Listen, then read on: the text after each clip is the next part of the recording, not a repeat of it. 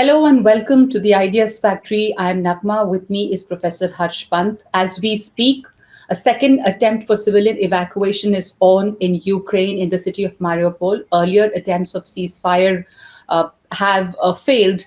That's what the Ukrainians claim, that the Russians are not really respecting the ceasefire and there have been ceasefire violations. Amidst those claims, Mariupol attempts a second round of civilian evacuation. During this time, President Zelensky has also spoken to the US president and the Senate, and President Putin has spoken to the Israeli prime minister. Now, Putin has met with Israeli prime minister and has also appealed that Israel can probably mediate to bring about peace in the region. Israel has good relations with both the countries, Ukraine and Russia. Putin is also threatening that if there is any involvement of NATO, like Ukraine has been appealing that there should be, or NATO should declare a no-fly zone. But in case NATO does that, it will be a direct declaration of war. In fact, he's also saying that any further sanctions will also be tantamount to declaration of war by the Western powers. So this is the situation right now, amidst the war that's going on between Ukraine and Russia. Harsh, the way things have unfolded, what do you make of this? The situation is tense, ceasefire violations have happened, the humanitarian corridors that were constructed for people to leave, apparently they've also not worked. Ukrainians have said that Russians have been bombing even the civilian areas, and as the civilians were trying to leave, situation is tense. NATO does not want, of course, to directly get involved in this. The situation continues to be very, very tense. And what do we make of this? What do you see in the coming days? Now, some things are quite clear, I think. One is that the war certainly has not gone the way Mr. Putin expected it to have gone. He should have wanted a swift war, a war that in the initial few days would give him some success. And I don't think that that's the way it has panned out. I think there are some credible reports about the logistical issues that Russian army has been facing, and of course the pushback from the Ukrainians, the resistance from the Ukrainians have been quite strong. And I think it's evident now, even the towns that, for example, have been taken, like Kherson, and where people are out on the streets protesting against Russians. So I think there is a sense that that the sort of victory, the sort of conflict that perhaps was aimed for is now dragging on post its 10th day now. So I think clearly there are signs of some desperation. There are the death and destruction that it has unleashed on Ukraine, of course, is quite significant, and in the ruins of Ukraine today, I think the world is struggling to look for a future for this country. So it's very unfortunate that way, and of course, Mr. Putin is now going all out in some ways, both in the statements, as you were mentioning, saying that, look, economic sanctions will also be considered, if they are increased or if they are ratcheted up, then this is tantamount to war. The nuclear issue has been part of this discourse very strangely in some ways. From the very beginning, Mr. Putin has been there at the very top of the escalation ladder. And I think this idea that so long as this was about diplomatic posturing for Russia, for Mr. Putin, about a renegotiated European security order, there was some support around the world. But if you look at, for example, the UN General Assembly resolution, it is, it's not really operational in that sense. It's not really legally binding. But it does tell you that the world is looking at this act of aggression with a certain degree of consternation, and is putting the blame largely on Mr. Putin, on Russia, for being the aggressor. So I think on multiple fronts there are pressures, economic pressure on Russia, and that means that for Mr. Putin the victory is in some way very essential. That that loss of face would be detrimental for him politically, domestically, and I think therefore this idea that now he's going all out, now the usual tactic of maneuver warfare where you rally around all your forces around the city, bombard the city to capitulation. That's the kind of warfare that we are witnessing from the Russians. And I think that means that one by one we will see greater destruction happening in Ukrainian cities. And eventually, whatever the ambitions initially Mr. Putin may have had, eventually it will be a kind of an occupation with a pro-Russian government installed there that he would want. So I think we can look for a possibility of some kind of a government in exile for Ukraine.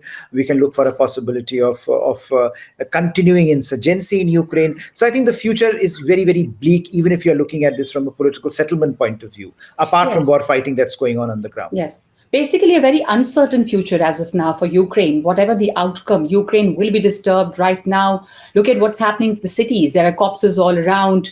There are bombardments happening. People trying to leave. Apparently, train tracks have been blown up. So buses are the only way to get out of Ukraine. Well, all that is happening, and all the international rallying or diplomatic efforts that have taken place till now have not yielded any result. It seems to have emboldened Putin further. So what do we make of these fresh talks with the Israeli Prime Minister, Putin meeting the Israeli Prime Minister, and Mr. Zelensky speaking to the Americans? Well, it's very unlikely that Israelis would be able to play the kind of role that Mr. Putin is expecting. I think what Mr. Putin wants to demonstrate is that he's still able to talk to the rest of the world, and there are leaders out there who are willing to engage with him on the subject, and that he is also showing that he's interested in peace. But look, as you pointed out at the very beginning, the humanitarian corridors that were supposed to be available for humanitarian operations, for evacuation procedures, that have also not really materialized. And I think the challenge there has been that for the Russian army at the moment, they view continuing bombardment, continuing their push towards urban centers as essential for the victory. Any stopping them, anything that stops them from doing this, they would consider as this, as a ploy by the Ukrainians to remobilize, and by the Western countries to give them more support in terms of equipment and armaments. So I think for them, any kind of cessation of violence is something that they would be loath to operationalize.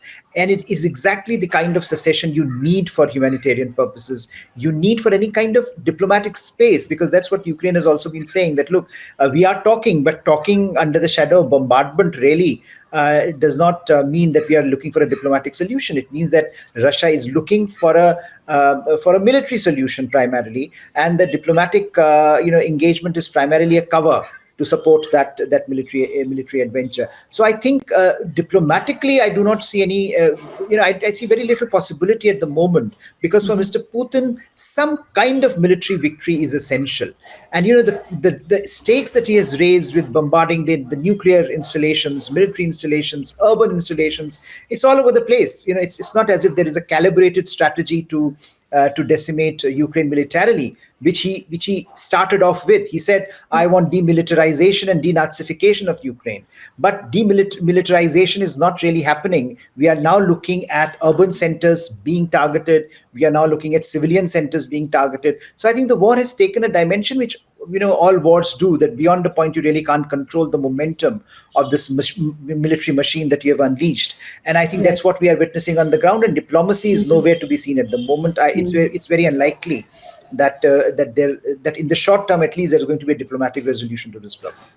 There may not be any diplomatic resolution to the problem in the short term, but diplomatic efforts are on. But at the same time, the kind of destruction that Mr. Putin has unleashed on Ukraine and areas around, he also seems to be losing support, Harsh, in his own country. There are protests. There are protests by Russians who are living outside of Russia. Does that mean anything to him? I mean, there are peace efforts. There are protests. We see pictures from Trafalgar Square. We see pictures of Russians holding placards and banners, would also probably say in Goa, in India, so all over the world. But does that matter at all, of him losing a popularity or any kind of support within Russia? And how does this event and this war unfolding really alter the balance of power in Europe?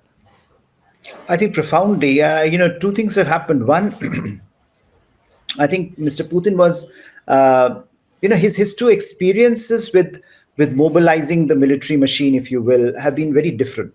If you recall, when his claim to fame in Russia came with his role in Russian response against Chechen rebels, and he was the primary figure in Russia who went on a very hardline initiative, and that made him a very popular Russian politician. And then, of course, you had the Crimea in 2014, where his popularity soared post 2014 after the Crimea annexation. So, I mean, I think clearly he was, there was a sense that he would have thought that this is, another adventure down that lane, and this would consolidate my role. Now, I think he was not perhaps relying on Europeans getting together so closely and perhaps so effectively, because I think the kind of economic sanctions that have been unleashed to the point where today, in fact, now we are hearing even Visa and MasterCard seizing operations in Russia. I think that means that Western countries, America still has the financial wherewithal to isolate a country like no other country can. I mean, if you're looking, if you exist in this globalized environment, you still have the Western world, America in particular, controlling most of the levers, and the way they have been unleashed. Certainly, I think Russians who rely on global engagements, who rely on global financial system, Russian banks, Russian central bank that has been deprived of engaging in dollars. I think those are all very serious issues for an economy that was already doddering. It was it was not as if for the last 2 decades during Mr. Putin's tenure. We have seen Russian economy diversifying or Russian economy getting consolidated. It's largely been a one-dimensional economy relying on oil and gas. And now that these kinds of pressures are there on Russia, I think many Russians would be concerned about the future. And we know that to the extent that information is coming out, that there has been a relative run on the banks. We know that Russians are elsewhere worried about the repercussions for them, both in terms of reputation, both in terms of economic engagement across the world. So I think there is going to be pressure on him, but it's not entirely evident that that is enough to put him on a trajectory where he would give up his ambition of installing a pro-Russian regime, or this idea that he needs to save his face now. So what's the face-saving formula here? And Yes. unless you give him that, nothing is going to happen. And I think very briefly, European position, I think, has been much stronger. And I think what we are looking today is a Europe that is perhaps coming out of its stupor, both recognizing that you cannot really go on with America doing all the heavy lifting and Europeans really focusing only on economic heft. This is what I think the German response has been, the way that Germans have come out and said, look, now we are going to invest in the military, we are going to Yes. engage, and we are going to cut our Sure. dependence on Russia, which is a very significant statement coming from Germany, which is actually at the heart of European geostrategy. So I Yeah. think we are looking for some very fundamental transformation in European security architecture going forward. Yes. Yeah, an important point you make there. Also, that he has to be given a face saving formula. And what would that be? That's a big question. Another thing I would like you to comment upon very briefly is, China's role in this is global isolation. If Russia is facing, and there's so many sanctions that have been already placed in Russia, where does China come in? How does China come in here? I think China would be. I mean, it's a very interesting role for China, because clearly China has so far, said, you know, they don't want to destroy their relationship with Russia, but at the same time, I think you see certain strains in China about the discomfort with where the situation is going, and for a country that that is looking at the global economy primarily as their pivot to great power status, this can be very disconcerting, because they would also observe very carefully that Russia is not really that interconnected with the world, but Chinese are. Chinese economy is. So if you have this kind of a impact on global economy that we are witnessing today, and also the fact that today you can see Americans and the Europeans coming together and isolating Russia the way they have done, I think there would also be concern in Beijing that perhaps if their foreign policy remains the same, then there are challenges going forward, and that for all the talk of American decline, Western decline, the Western countries still have that ability to push you to the wall if push comes to shove. But I think where perhaps China might want to come in and play some role, and that would be interesting to see if they decide to do that, because now right now they are saying. And that look, everyone has to be engaged with, and diplomacy should be given a chance. But eventually, if there is one country that can play, the kind of a role that perhaps you were talking about, Israel talking to Putin, I think it's China that can come in and say, if they want to, that look, we are willing to talk to Mr. Putin and see what can be done. But I don't think they, because I don't think they also have a formula that we were talking about. Yes. Unless China comes up with a formula that also allows Mr. Putin to say that I have achieved some victory, it would be very difficult to convince him as well. So I think they don't want to disturb the balance they have created with the Russians at the moment, while at the same time increasingly worried that if this continues, the impact on global economy, the impact on them, and of course the impact on larger geopolitical structures that will come up after this, will largely be negative for China. Yeah, a lot of impact is just beginning to be evident, even if it is talking about the shortfall of wheat across the world. So how countries around the world are getting affected. But when you talk of China, the big question is, can China really play a role here? Will China play a role? And what can be a face-saving formula for Putin?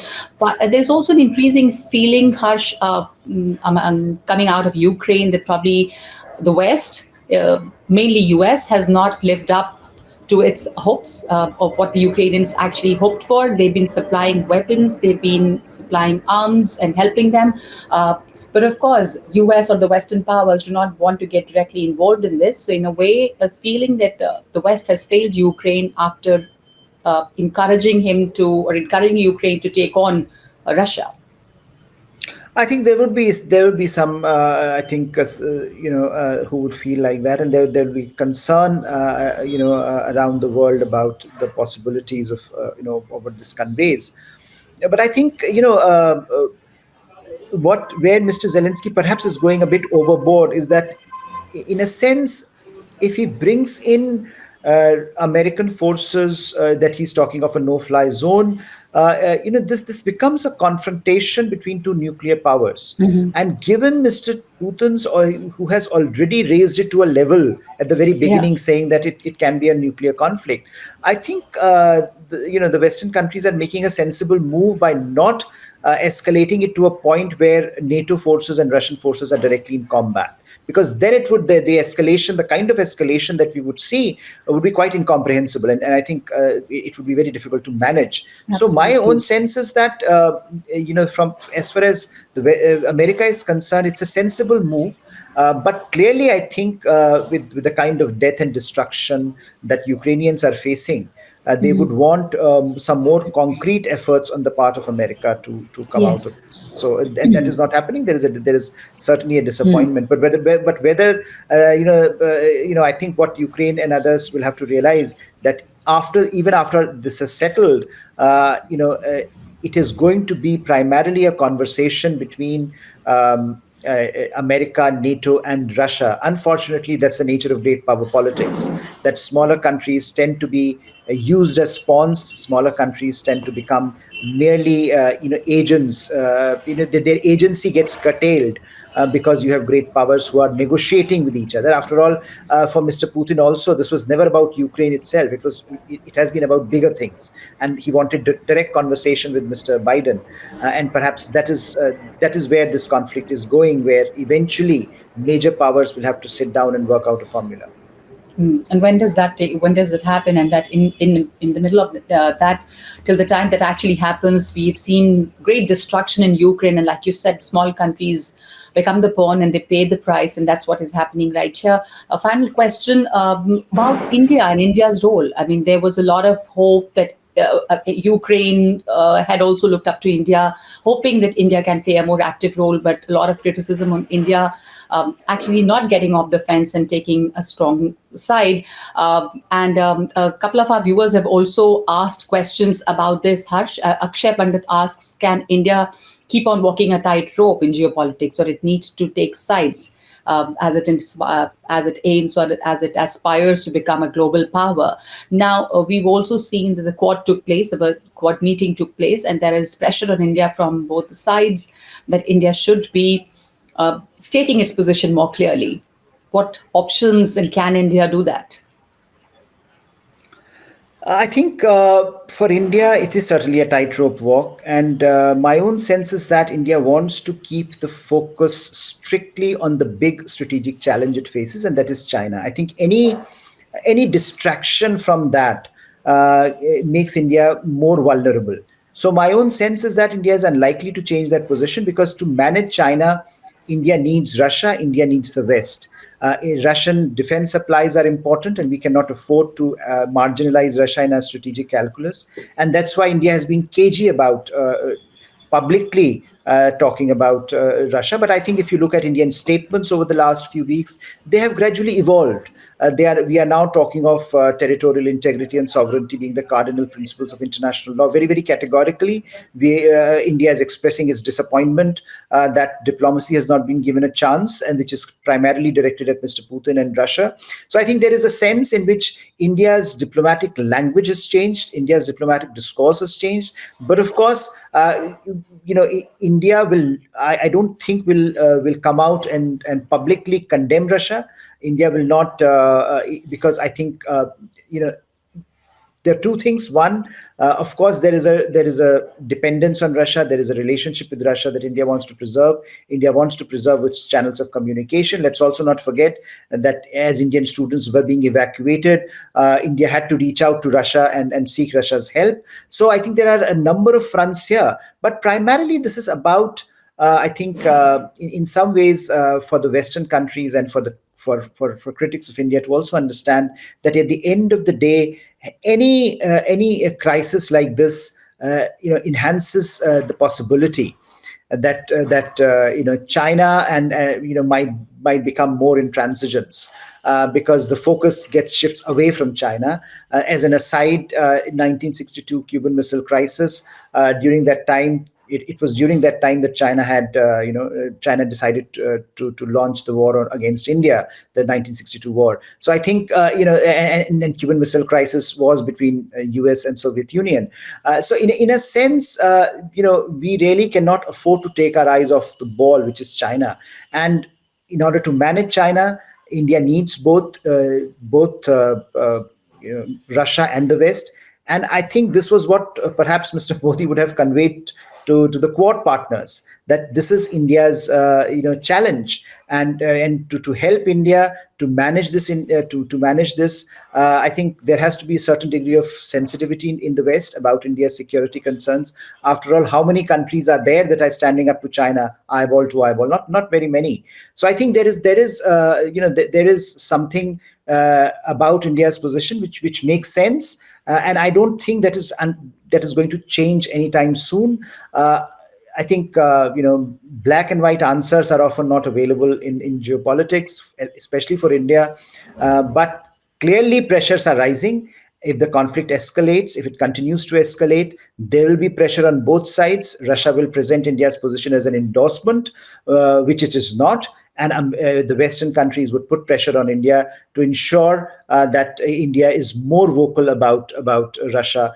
Although I don't think that's happening, but clearly there is greater discomfort with the Russian position rising. We see that both in Indian public discourse as well as in official discourse, that what Russia has done is certainly not helped India. It has curtailed India's options. It has put more pressure on India, and going forward, it can be damaging for India's economic and strategic prospects. Absolutely. The way things have unfolded, it has really limited India's options and curtailed India's options. And India, like you said, cannot take its eyes off the ball, which is China.